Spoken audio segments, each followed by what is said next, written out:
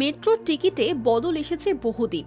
টোকেনের জায়গায় এসেছে কাগজের কিউআর কোড, আর এতেই সমস্যা বেড়েছে যাত্রীদের।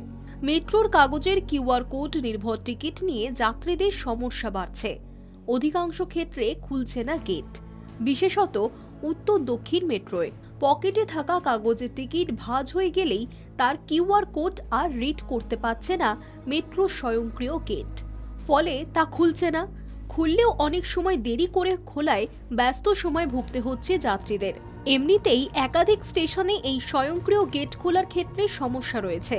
স্মার্ট কার্ড ছোঁয়ালেও তা খুলতে চায় না, আর এখন কাগজের টিকিট ছোঁয়ালেও গেট খুলছে না বলে অভিযোগ বহু যাত্রীর। ফলে তাড়াহুড়োয় বেরোনোর সময় সমস্যায় পড়ছেন তারা।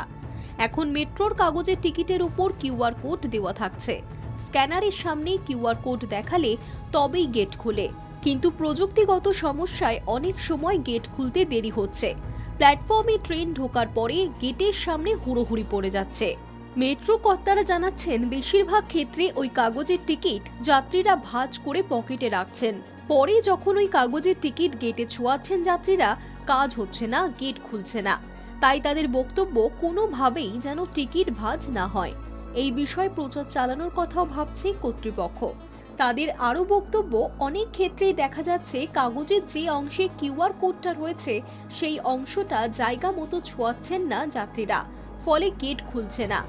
বারবার হলে সেক্ষেত্রে পরে স্মার্ট কার্ড ছোঁয়ালেও গেটে সমস্যা হতে পারে, কারণ নেটওয়ার্ক সমস্যা তৈরি হয়।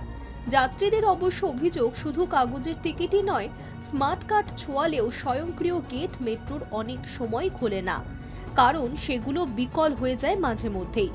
মেট্রো কর্তৃপক্ষ অবশ্য জানাচ্ছে, গেট বিকল হলে দ্রুততার সঙ্গে তা সারানো হয়। High News network.